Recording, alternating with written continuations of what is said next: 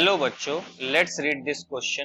The question says statement 1, the para isomer of dichlorobenzene has higher melting point than ortho and meta isomer because para isomer is symmetrical and thus show more close packed structure।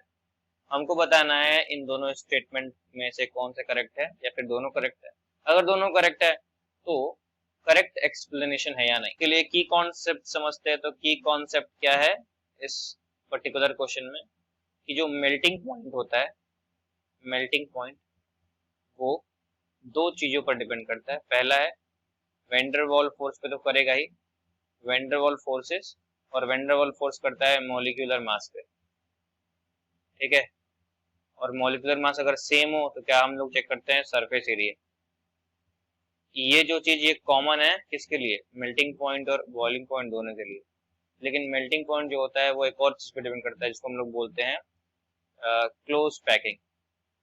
Close packing, अगर मान लीजिए atom जो है वो symmetrically close packed है तो इसको break करना बहुत थोड़ा सा मुश्किल है। और मुश्किल है इसका मतलब क्या है कि इसका मेल्टिंग पॉइंट क्या है, हाई कर रहे हैं, बढ़ा रहे हैं, ज्यादा है। अब क्वेश्चन में देखते हैं, यहाँ पे देखिए हमारे पास तीन आइसोमर्स आपस में दिए हुए हैं। एक है पैरा, एक है ऑर्थो और एक है मेटा। तो ये हो जाएगा हमारे पास, सबसे पहले मैं बताता हूँ पैरा वाला, ये पैरा हो गया, ये हो गया मेटा वाला, और ये हो गया हमारा ऑर्थो वाला। तो ऑर्थो, मेटा, पैरा।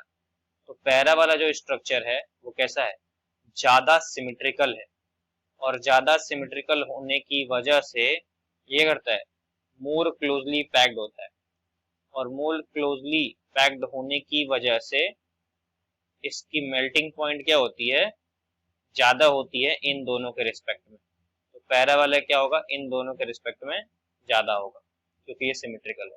तो स्टेटमेंट 1 क्या है, तो करेक्ट है। स्टेटमेंट 2 भी क्या है, करेक्ट है, और करेक्ट रीजन भी है। I hope you got the answer. Thank you and best of luck.